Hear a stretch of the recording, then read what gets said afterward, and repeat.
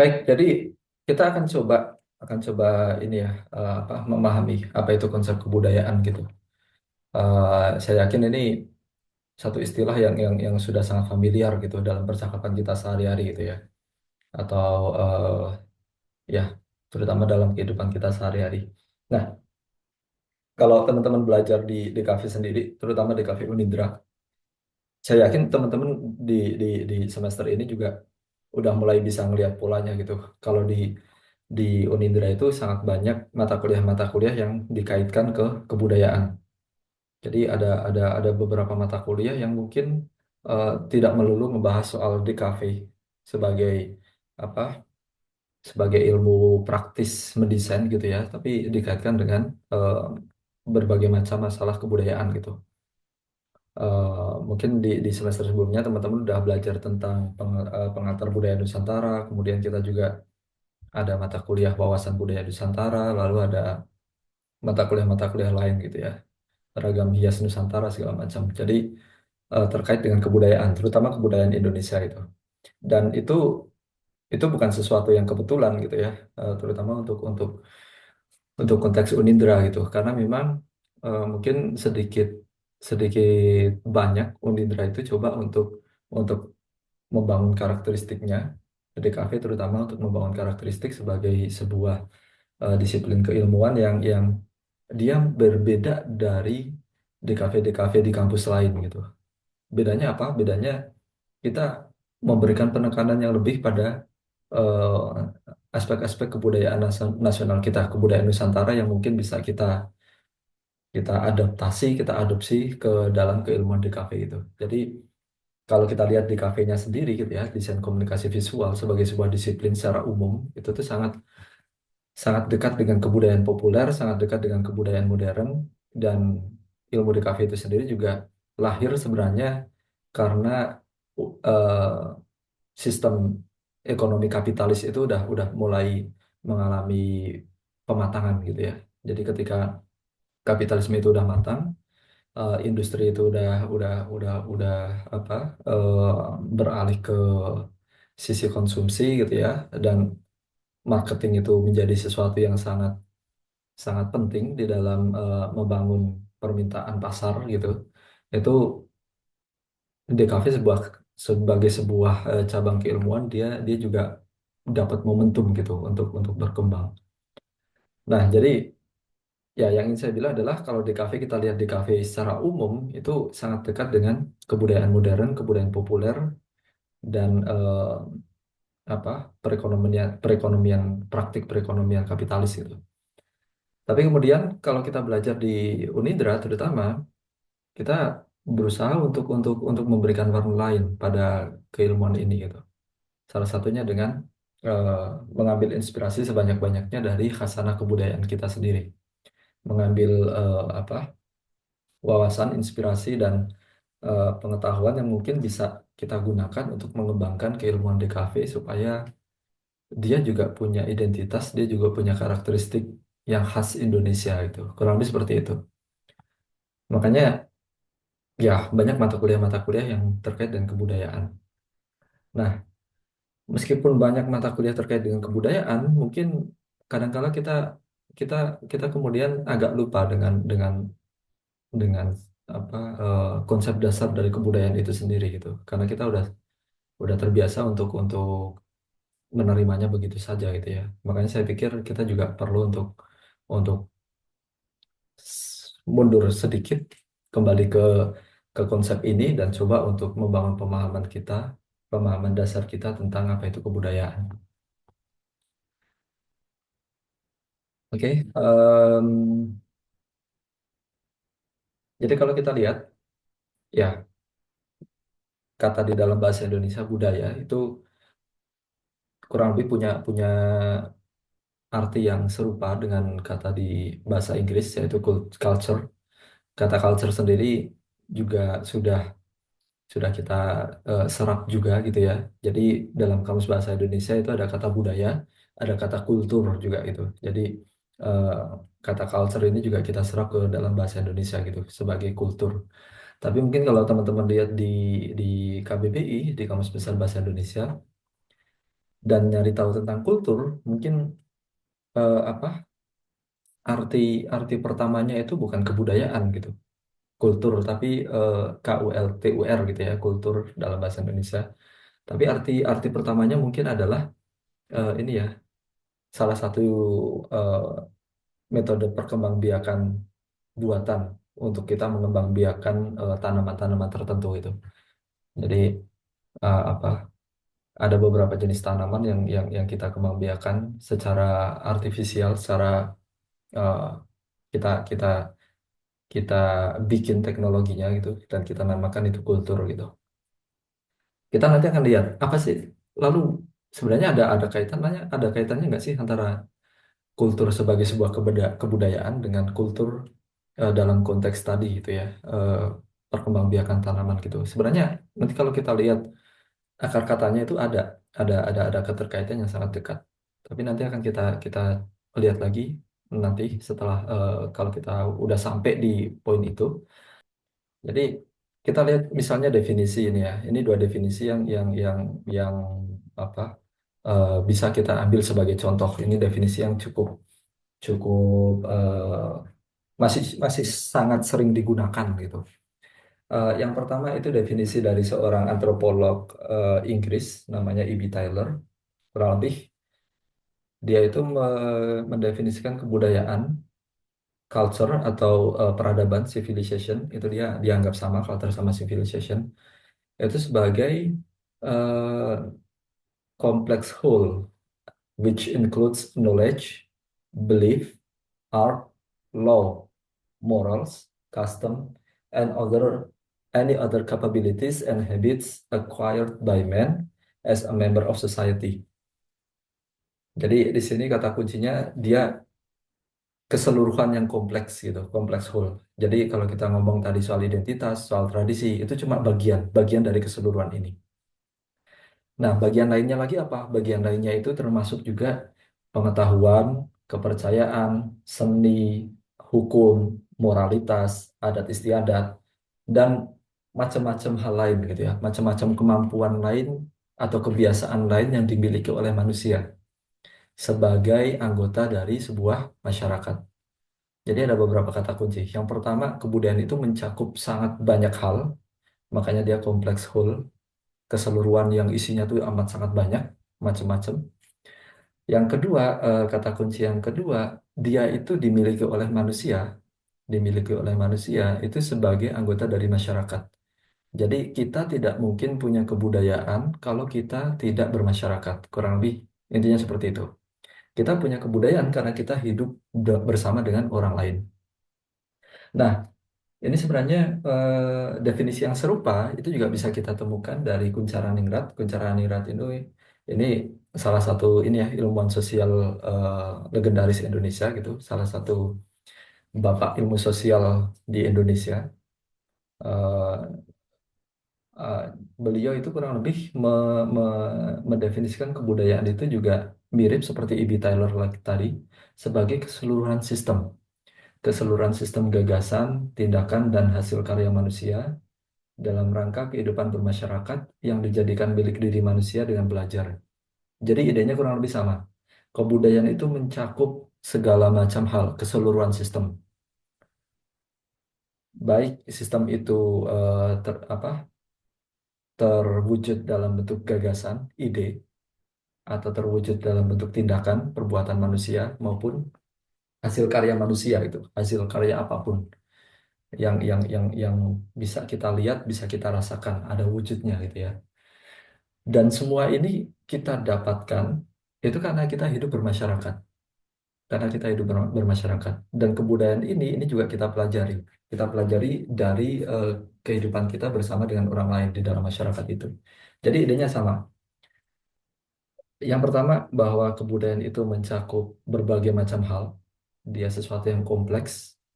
Yang kedua, dia itu apa? Kita ambil gitu ya sebagai manusia, kita miliki sebagai manusia karena kita hidup dalam kehidupan bermasyarakat. Bermasyarakat berarti kita hidup dengan orang lain gitu. Ini juga aspek yang sangat penting soal bermasyarakat ini. Kenapa? Karena manusia itu nggak mungkin hidup sendiri.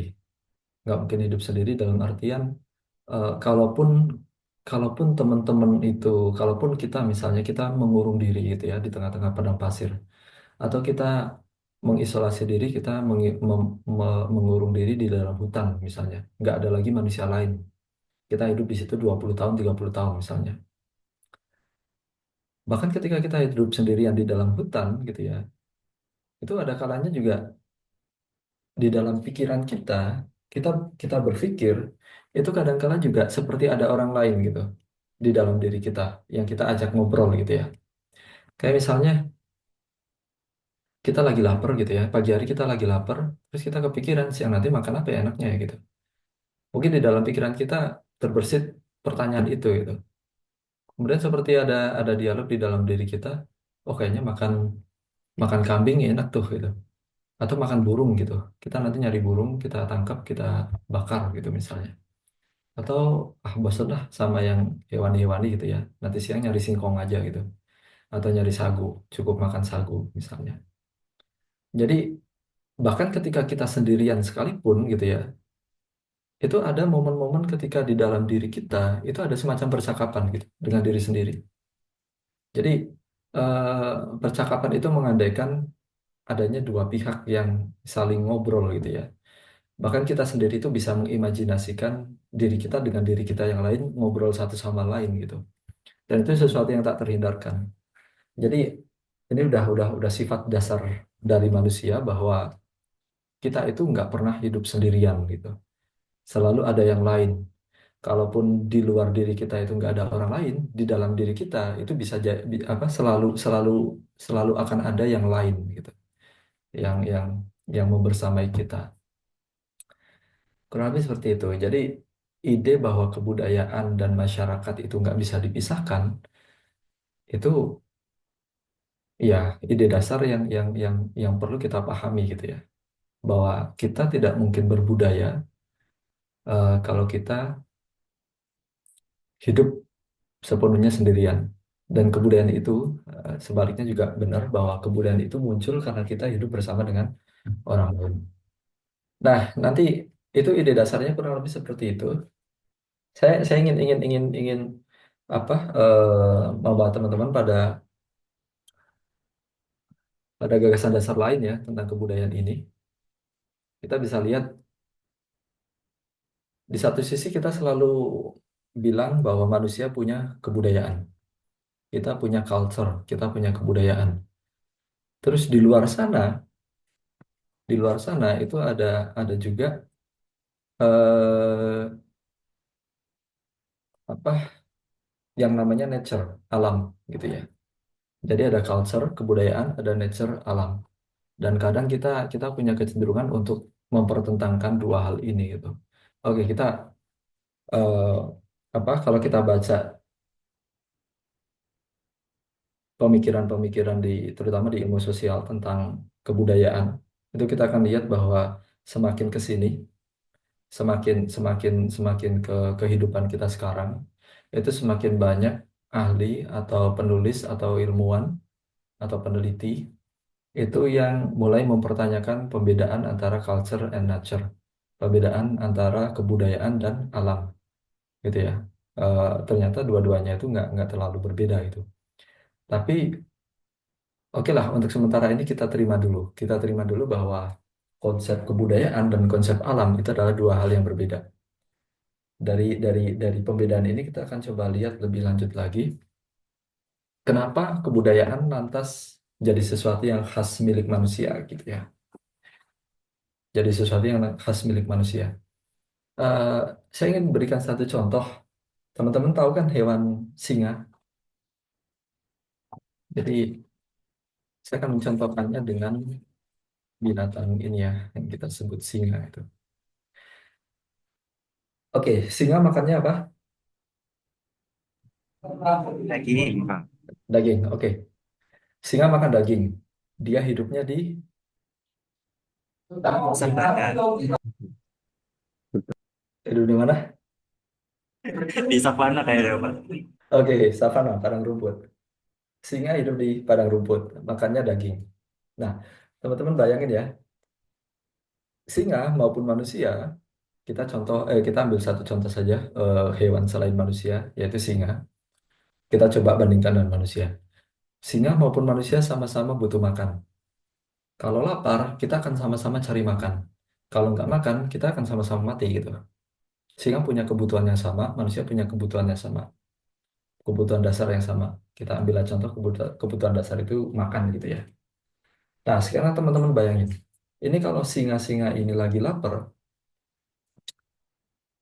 singa-singa ini lagi lapar, kira-kira apa yang akan mereka lakukan? Mereka butuh makan daging. Biar bisa makan daging, apa yang mereka lakukan? Berburu. Berburu. Oke, singa akan berburu. Kita coba lihat ini ya, lihat-lihat cara singa berburu.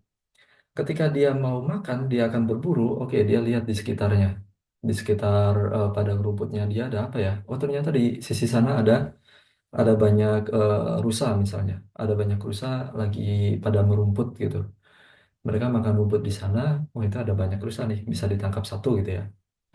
Teman-teman coba bayangin, singa itu biasanya mereka akan berburu secara berkelompok. Biasanya singa singa betina yang berburu gitu ya. Singa jantan mereka akan mengamati aja itu. Yang berburu nyari makan tuh biasanya singa betina. Dalam kelompok-kelompok mungkin 4 ekor atau 5 ekor. Mereka akan pergi berkelompok. Nah, kemudian mereka lihat, oh, ada rusa tuh sekitar agak jauh di depan sana itu ada rusa, ada kawanan rusa. Lalu mereka akan memutuskan 1 ekor rusa yang kira-kira itu paling gampang buat ditangkap, paling lemah, itu akan jadi incaran mereka. Nah, kemudian singa-singa ini, katakanlah 4 ekor singa betina ini, mereka akan berpencar. Mereka akan berpencar, mencoba me- me- apa, mencoba me- mengelilingi 1 ekor mangsa itu yang jadi incaran mereka, lalu mengendap-endap sedikit demi sedikit, semakin dekat, semakin dekat. Begitu sudah dekat dalam jangkauan, apa yang mereka lakukan?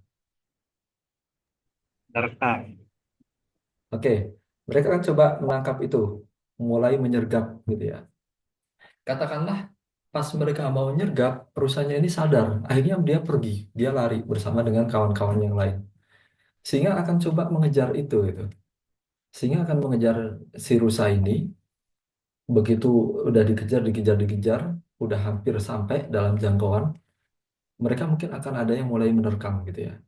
1 ekor menerkam mungkin bagian paha belakangnya gitu. Terus yang lain datang dari depan, mulai menerkam leher si rusa. Lalu yang lain lagi nanti datang gitu ya. Katakanlah 3 ekor singa ini cukup untuk menaklukkan si rusa tadi. Sampai si rusa itu jatuh, udah nggak berdaya, digigit lehernya sampai dia mati apa lemas, kehabisan nafas gitu ya. Terus habis itu apa? Setelah rusa ini ketangkap, mereka ngapain? Mabar. Apa? Mabar makan bareng, Pak. Oh, oke, makan. Tapi kita lihat rusa ini ketangkap. Pas singa-singa ini nangkep rusa, mereka nangkep dengan kukunya, diterkam dengan kukunya, dibunuh, digigit dengan gigitan, dengan giginya sendiri. Kemudian mereka nggak akan langsung makan gitu aja. Mungkin mereka akan pertama akan mencoba membuka dulu kulitnya. Biasanya mulai dengan perutnya ya, isi perutnya itu akan dimakan duluan. Lalu mulai makan bagian-bagian lain.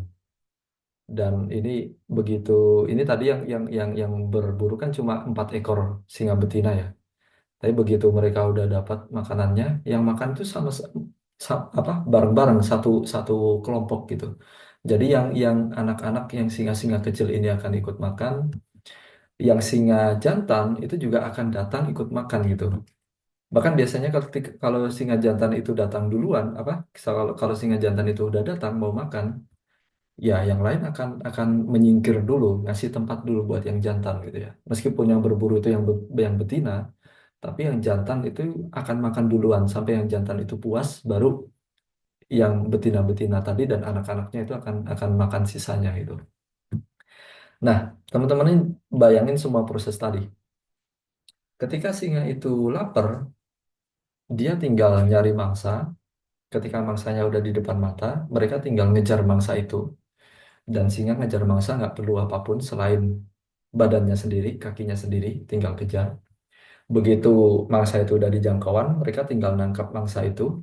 Dan nangkepnya pun itu cuma perlu kuku, perlu cakar, perlu gigi gitu ya. Begitu udah dapat, mereka makan tinggal makan. Jadi isi perutnya dimakan, eh, dagingnya dimakan gitu ya. Tinggal dimakan, kenyang, udah mereka akan ya tidur-tiduran lagi seperti di gambar ini gitu. Sekarang bandingkan dengan manusia. Di padang rumput yang sama, itu tinggal sekelompok manusia. Coba teman-teman bayangkan kita juga katakanlah kita membayangkan diri kita tidak terlahir di Indonesia gitu ya, tapi di padang savana ini, di padang rumput ini gitu, bersama dengan keluarga kita yang juga suku pedalaman, suku suku di padang rumput itu. Mereka kita punya kebutuhan yang sama. Suku kita juga punya kebutuhan yang sama. Ketika lapar, butuh makan. Dan paling gampang karena ini di padang padang rumput, sumber makanan protein, sumber makanan apa dari tumbuhan mungkin malah malah jarang gitu ya. Yang paling gampang tuh kita nyari sumber makanan juga dari hewan, dari daging gitu. Kita lihat ada rusa, ya udah kita coba seperti singa tadi, kita coba menangkap rusa itu. Tapi kira-kira apa bedanya ketika kita manusia coba menangkap rusa dengan singa tadi menangkap rusa? Apa yang membedakan antara perburuan kita dengan perburuan singa? Ada yang mau kasih pendapat? Buru cara buru dan cara nangkapnya Pak. Kalau manusia biasanya lebih memakai Hmm, alat bantu. Ya, manusia memakai alat bantu Pak. Nggak bisa mengandalkan fisik 100% seperti singa. oke. Kita lihat itu ya. Ketika kita mau nangkap singa, pertama mungkin kita punya taktik seperti singa tadi gitu. Biasanya kita berburu, manusia berburu itu nggak sendirian. Dia juga berkawan seperti singa itu ya, dalam satu tim gitu. Kemudian ketika udah dapat mangsa yang mau kita incar, kita biasanya tuh beda dengan singa yang bisa ngejar-ngejar rusa. Manusia biasanya punya keterbatasan. Kita nggak bisa lari secepat singa. Kita nggak punya stamina sebanyak itu buat ngejar rusa. Dan kita nggak bisa menangkap rusa begitu saja gitu dengan sekedar ngejar-ngejar gitu ya. Kita akan kehabisan tenaga duluan. Dan kecepatan kita lari pun nggak akan bisa mengimbangi kecepatan rusa gitu. Jadi untuk bisa mengkompensasi kekurangan itu, kita nggak punya kecepatan yang dibutuhkan, kita nggak punya stamina yang dibutuhkan. Biar bisa tetap menangkap rusa, kita perlu alat bantu. Kita perlu sesuatu yang bisa kita lesatkan, bisa kita lemparkan, tanpa kita sendiri harus lari-lari sampai di dekat rusa tadi gitu ya. Kita butuh sesuatu yang bisa kita pakai dari jarak jauh gitu. Kemudian kita bikinlah yang namanya panah atau kita bikin tombak yang bisa kita lempar ke arah rusa tadi. Nah, itu pertama, kita butuh alat bantu buat nangkap si rusa. Jadi, oke, akhirnya kita bikin panah atau kita bikin tombak. Setelah rusa itu ketangkep, setelah rusa itu ketangkap, kena panah kita, dia nggak bisa lari kemana-mana, kita samperin. Kita perlu buat ngambil isi perutnya atau ngambil dagingnya. Kalau singa tadi mau ngambil isi perut, ngambil daging, mereka tinggal gigit gigit mangsanya gitu ya. Mereka bisa pakai taring gitu. Kita juga nggak punya taring seperti itu gitu. Kita nggak punya kuku setajam singa, kita nggak punya taring setajam singa, sekuat singa, rahang sekuat singa itu ya. Kita butuh alat bantu lagi di situ. Hanya kita pakai pisau misalnya. Kita pakai pisau atau kita pakai alat bantu yang lain. Buat pertama buat ngupas kulit rusanya. Yang kedua buat motong dagingnya, buat ngambil dagingnya. Nanti bahkan ketika daging dan isi perutnya itu udah kita ambil, organnya bisa kita ambil, kita juga nggak bisa langsung makan. Jadi kalau singa bisa langsung makan, kenyang, kalau kita nggak bisa gitu. Manusia kalau makan daging mentah secara langsung, ya skenario terbaiknya adalah kita nggak bisa mencerna itu secara baik karena kita nggak punya enzim buat mencerna daging di dalam tubuh kita. Atau skenario terburuknya kita akan keracunan mati lalu sakit gitu. Sakit lalu mati, sorry, sakit lalu mati gitu ya. Jadi kita nggak bisa makan daging itu mentah-mentah gitu. Kita masih perlu melakukan kerjaan yang lain, yaitu kita memasak daging tadi. Kita butuh membuat api, api kita pakai buat masak, entah dibakar, entah dipanggang, entah kita rebus, atau kalau sekarang bisa kita goreng juga gitu ya. Pokoknya daging itu harus kita olah terlebih dahulu gitu, sebelum akhirnya bisa kita makan. Nah, teman-teman perhatikan minimal satu satu rangkaian itu gitu ya.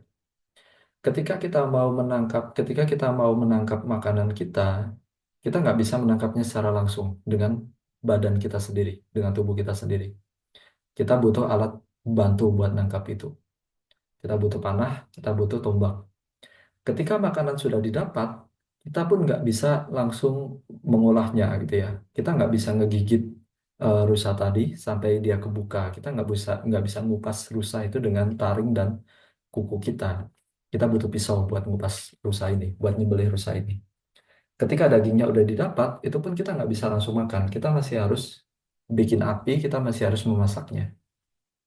Jadi pada semua tahapan ini kita lihat bahwa ternyata apa yang kita punya secara alamiah, tubuh yang kita punya secara biologis, tubuh yang kita punya sejak lahir, itu ternyata tidak cukup untuk bisa membuat kita bertahan hidup gitu ya. Tubuh yang kita miliki ternyata punya punya kekurangan di mana-mana itu, punya ketidaksempurnaan di mana-mana, atau bisa dibilang eh, bahasa ekstrimnya adalah manusia itu terlahir dengan tubuh yang sebenarnya itu tidak cocok untuk hidup di planet ini, hidup di bumi ini gitu. Karena tubuh kita tuh serba kekurangan, tubuh kita serba nggak lengkap buat hidup secara langsung, buat cari makan langsung eh, dari sekitar kita. Kalau kucing lapar, mereka bisa langsung makan ikan mentah-mentah gitu ya, atau nangkep burung langsung dimakan. Kalau ayam lapar, mereka bisa langsung matok-matok biji-bijian, matok cacing, matok apapun di sekitar mereka, kenyang gitu.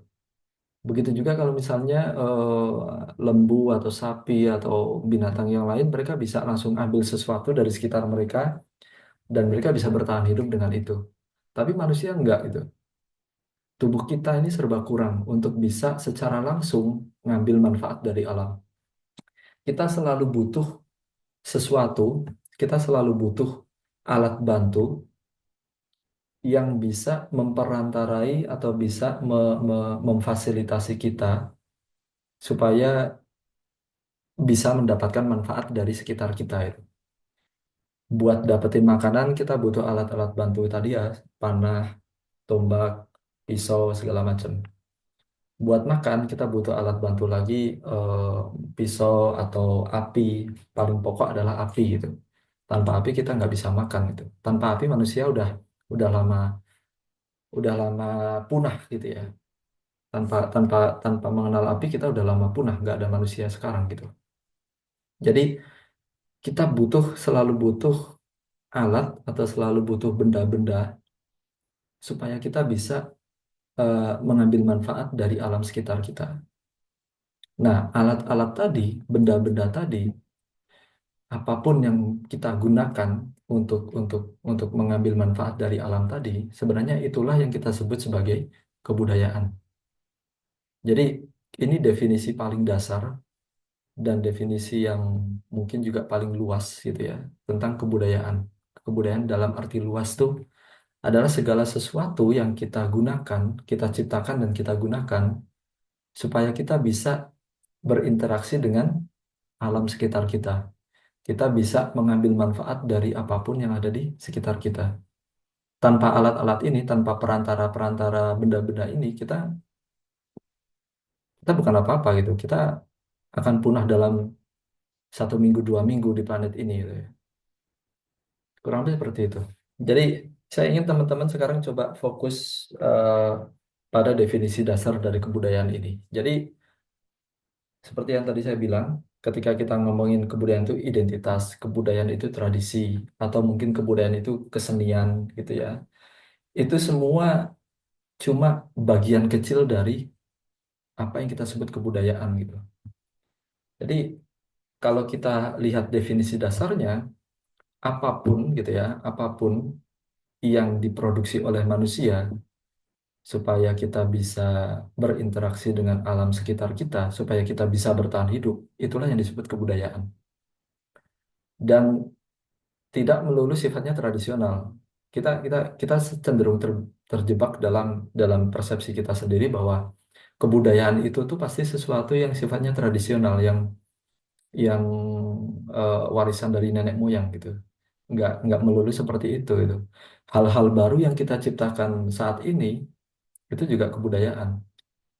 Jadi pakaian yang kita pakai kebudayaan, komputer yang kita pakai itu juga sebenarnya kebudayaan, bagian dari kebudayaan kita.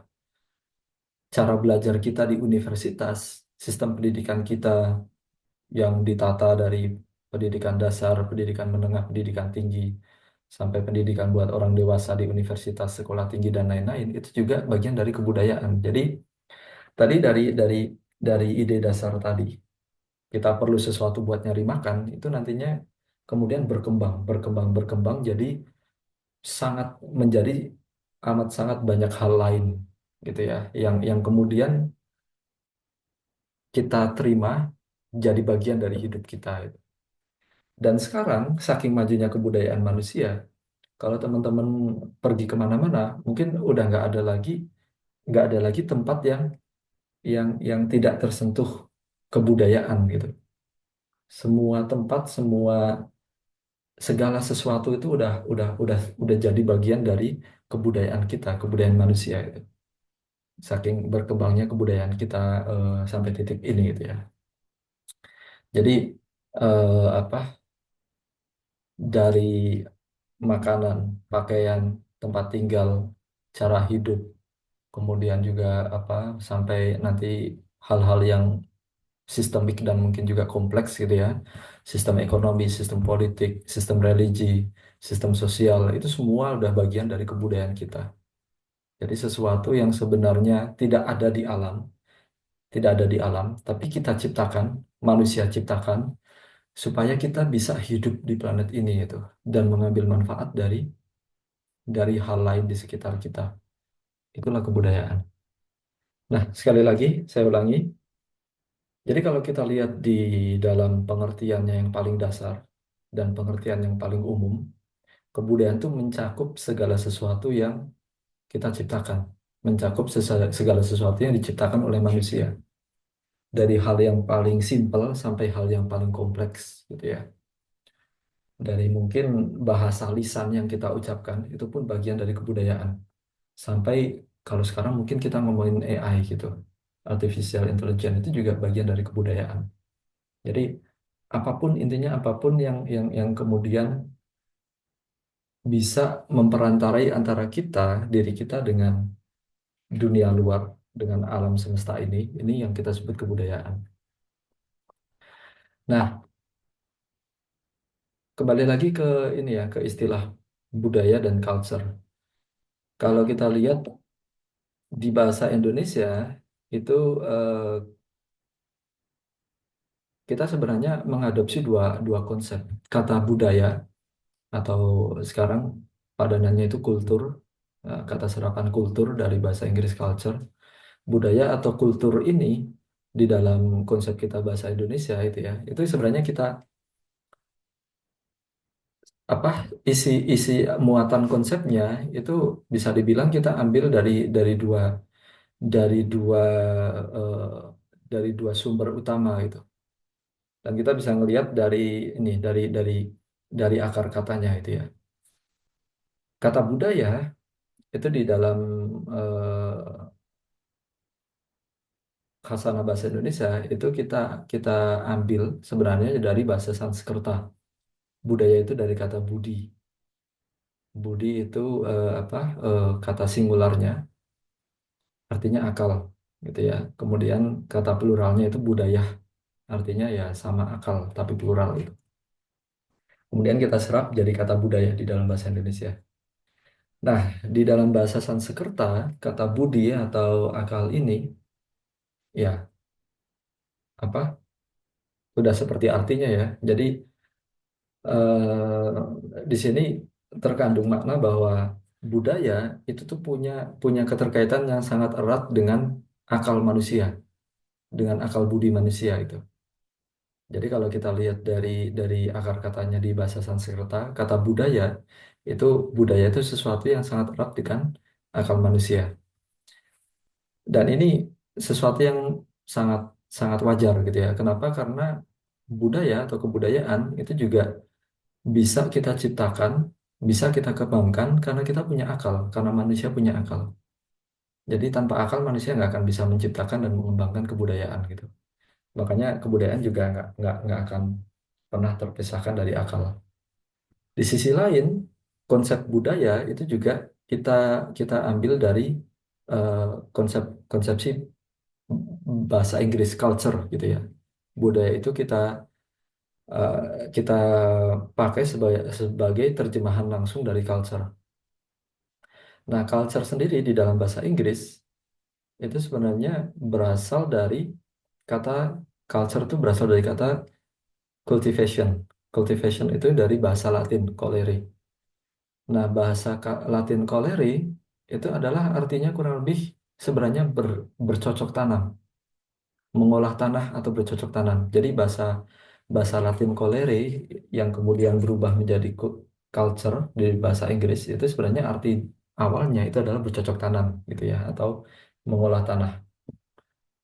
Makanya apa kebudayaan di dalam konsepsi Eropa gitu ya, terutama di dalam konsepsi Barat itu nggak bisa dilepaskan dari aktivitas kita mengolah dan mengubah alam sekitar kita itu.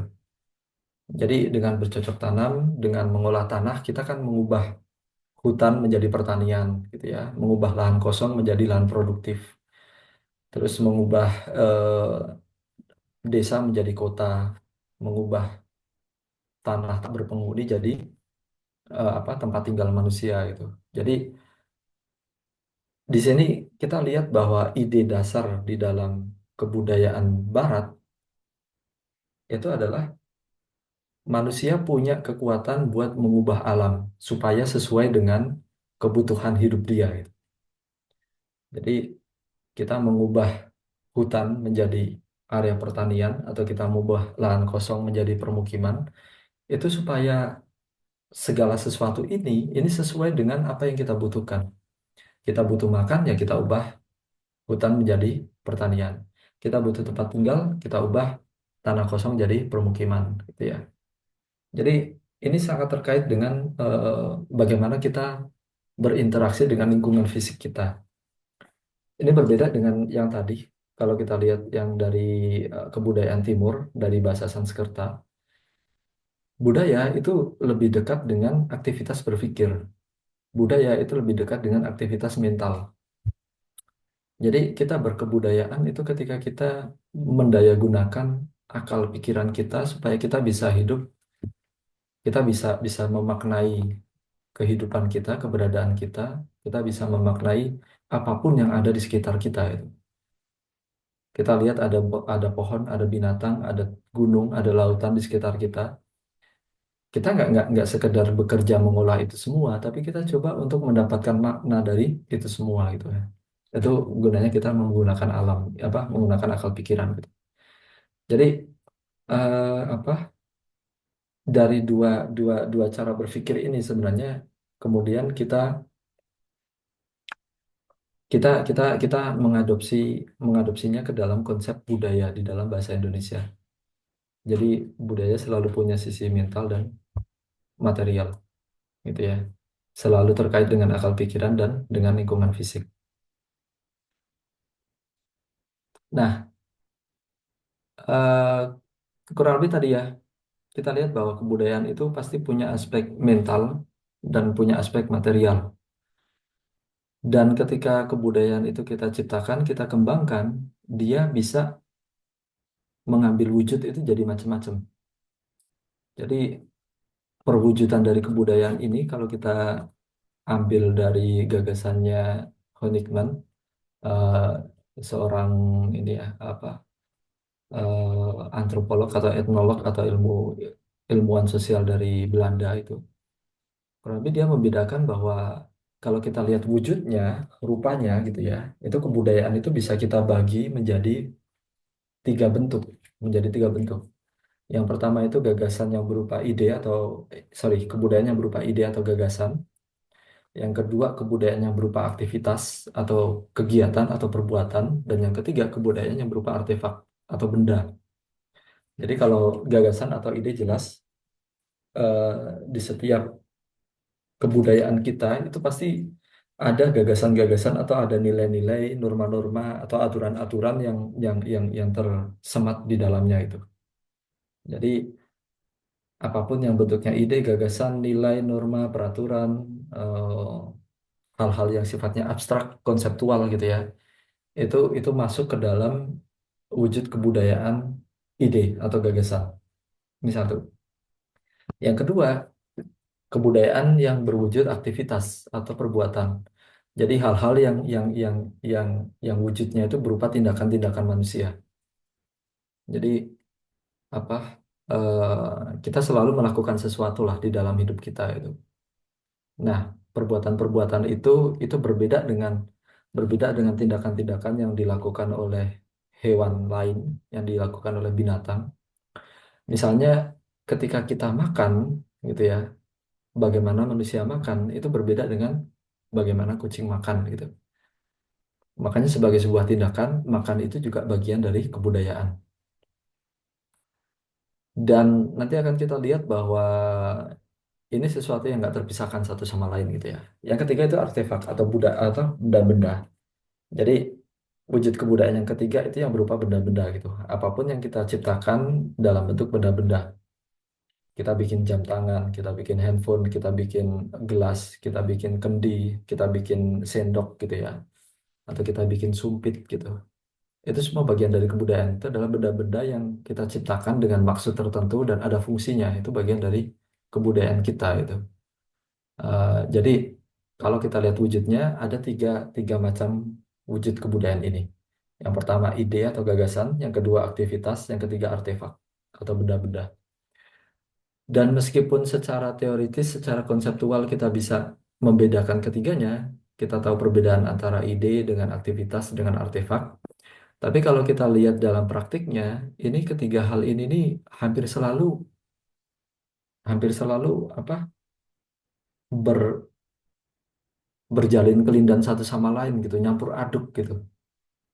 Dalam praktiknya itu susah buat ngebedain mana yang gagasan belaka, mana yang cuma perbuatan aja gitu, mana yang sekedar benda gitu. Ketiganya tuh biasanya tuh nyampur satu sama lain gitu ya. Saya akan berikan beberapa contoh eh, seperti ini misalnya. Ini Candi Borobudur di Magelang gitu ya. Jadi kalau kita lihat candi itu sendiri, Candi Borobudur itu sendiri, itu fisiknya jelas, artefaknya jelas. Artefaknya ya ini fisik fisik bangunan candinya itu artefaknya. Tapi bangunan candi ini bukan sekedar bangunan gitu. Dia juga ada ide di balik bentuk-bentuk bangunan ini. Sebagai contoh, Candi Borobudur itu di bagian atasnya ada banyak stupa gitu ya. Ada banyak apa bentuk-bentuk yang seperti kerucut ini gitu, yang kita sebut stupa, yang seperti di gambar ini. Nah, stupa itu bukan sekedar bentuk, tapi dia juga mewakili ide tentang moksa, ide-ide ketika manusia itu bisa melepaskan dirinya dari segala hal yang sifatnya duniawi. Jadi stupa itu sebagai sebuah benda dia cuma tumpukan batu, tapi dia juga mengandung gagasan gitu ya. Dia juga memiliki gagasan gitu bahwa manusia itu harus harus bisa melepaskan diri dari segala bentuk keterikatan duniawi. Itu contohnya. Jadi artefak itu nggak bisa dipisahin dengan gagasan. Batu-batu di Candi Borobudur itu nggak bisa dipisahin dengan gagasan yang diajarkan oleh agama Buddha. Dan gagasan ini juga harus dilakukan dalam perbuatan. Jadi sebagai contoh, Candi Borobudur tentu aja sampai sekarang masih digunakan sebagai tempat peribadatan gitu ya. Tiap kali ada perayaan Waisak, umat Buddha dari berbagai daerah di Indonesia akan ngumpul di Candi Borobudur, melakukan sembahyang, melakukan apa upacara, kemudian melakukan perayaan di Candi Borobudur gitu. Jadi selain tumpukan batu, ini juga Candi Borobudur jadi tempat tempat beraktivitas, tempat melakukan kegiatan peribadatan. Jadi ini juga terkait dengan tadi dengan aktivitas atau dengan perbuatan manusia. Itu satu contoh. Jadi kita nggak bisa serta-merta memisahkan dalam praktiknya memisahkan antara ide atau gagasan, aktivitas dengan apa benda atau artefak gitu. Contoh selanjutnya misalnya ini kain batik. Kain batik itu ya benda kalau kita lihat fisiknya itu ya itu sekedar sekedar kain yang kemudian dikasih gambar pola-pola tertentu gitu ya. Tapi batik itu ada banyak polanya dan tiap-tiap pola, setidaknya kita kalau ngomongin batik Jawa ya, setidaknya kalau ngomongin batik Jawa, tiap pola itu punya makna itu, ada ide di balik pola-pola itu. Sebagai contoh ini di sini ada pola yang namanya parang tritis kalau saya nggak salah, atau parang rusak, ya sepertinya parang rusak ya. Eh, jadi gambar ini bukan sekedar gambar, tapi motif ini motif yang menggambarkan apa kelas bangsawan di Jawa itu. Bahkan sebenarnya kalau kita lihat aturan-aturan aturan penggunaan batik di Jawa gitu ya, cuma Sultan, cuma Sri Sultan di keraton Yogyakarta itu yang boleh mengenakan batik dengan motif ini, dengan motif parang rusak. Jadi secara tradisional sebenarnya eh, hanya hanya hanya sultan atau minimal kalaupun mau diperluas ya hanya keluarga keraton, hanya bangsawan, keluarga raja, keluarga sultan di keraton itu yang boleh mengenakan motif ini gitu. Jadi situ juga udah langsung terlihat jelas keterkaitannya bahwa benda ini, kain batik ini ter, ter, terikat dengan gagasan tentang penguasa tanah Jawa gitu ya dengan kebangsawanan di lingkungan keraton dan ini juga terikat dengan perbuatan gitu dengan perbuatan bahwa hanya keluarga kerajaan saja yang boleh mengenakan kain ini dan cara mengenakannya pun nggak boleh sembarangan ada cara-cara tertentu untuk mengenakan kain ini dan biasanya juga tidak di tidak di tidak dikenakan atau tidak dipakai untuk sembarang waktu gitu ya. Jadi biasanya untuk acara-acara formal aja itu. Ini kain batik ini dipakai gitu. Jadi apa? Ini contoh yang kedua, bagaimana antara ide, aktivitas dan artefak itu terkait satu sama lain. Contoh yang ketiga yang bisa saya berikan ke teman-teman, ini ada satu contoh lain. Ini ada perkampungan di pedalaman Maluku, pedalaman Pulau Seram. Ini namanya Kampung Huaulu. Nah, di sini ada rumah-rumah berjajar gitu ya. Di kampung itu, kampung kampung Huaulu itu ada di tengah hutan dan model kampungnya itu eh, ada dua baris rumah yang berhadap-hadapan, satu di kanan, satu di kiri. Terus di tengah-tengahnya itu ada lapangan luas, lapangan tanah luas seperti ini, seperti di foto ini. Jadi kampung Huaulu selalu seperti ini bentuknya dari ratusan tahun lalu sampai sekarang gitu. Secara tradisional, secara adat mereka mereka yakin bahwa mereka harus membangun kampungnya dengan layout seperti ini. Dua, dua baris rumah berhadapan-hadapan, terus di tengah-tengahnya ada halaman besar. Nah, kalau kita lihat fisiknya, kita lihat artefaknya atau bendanya, ini sekedar rumah, rumah berjajar-jajar gitu ya. Tapi lagi-lagi ada gagasan di balik bentuk di balik layout seperti ini gitu. Jadi gagasan bahwa yang pertama gagasan bahwa apa? lapangan besar yang ada di antara rumah-rumah ini adalah tempat hidupnya manusia, tempat hidupnya orang berbudaya. Sementara di belakang rumah-rumah ini itu udah berupa hutan-hutan, itu tempat hidupnya binatang dan makhluk-makhluk lain selain manusia itu. Jadi ada pemisahan antara tempat hidup manusia yang tertata, yang dirapikan dengan tempat hidup makhluk lain selain manusia, terutama binatang, tumbuhan dan makhluk gaib gitu ya. Yang itu ya antah berantah seperti hutan gitu. Nggak nggak nggak perlu penataan apapun itu. Jadi ada ide semacam itu. Kemudian juga apa eh, kurang lebih itu saya akan melewatkan detailnya yang tentang rumah-rumah ini. Tapi sebenarnya nanti ada ide-ide lain yang lebih detail lagi kalau kita masuk ke rumah dan kita lihat denah di dalam rumahnya itu penataannya seperti apa itu. Tapi kalau kita lihat bentuk kampungnya sendiri, kita juga udah langsung menyaksikan, oh ada ide di balik lingkungan fisik ini gitu ya. Dan itu juga berpengaruh akhirnya ke perbuatan manusia, ke aktivitas manusia, manusia sehari-hari. Jadi orang-orang Waulu kemudian mereka biasanya bersosialisasi di ranah perkampungan ini, di dalam hutan, apa di dalam halaman besar ini. Jadi mereka bermain, mereka berinteraksi dengan tetangga, mereka ngobrol, mereka melakukan upacara-upacara tradisi, semuanya itu di halaman besar ini gitu ya. Jadi di dalam ruang hidupnya kebudayaan manusia itu. Eh, Sementara kalau mereka udah keluar dari halaman besar, mereka pergi ke belakang, ke hutan, itu mereka masuk ke ranah lain. Mereka masuk ke tempatnya binatang dan makhluk-makhluk halus yang penunggu hutan gitu. Jadi akhirnya ini juga berpengaruh ke tindakan dan ke perilaku orang-orang Waulu itu sendiri. Bagaimana mereka berperilaku di dalam kampung, di area halaman besar ini, itu berbeda dengan bagaimana mereka berperilaku ketika sedang menjelajahi hutan. Misalnya untuk berburu atau untuk eh, mencari ikan di hutan gitu ya.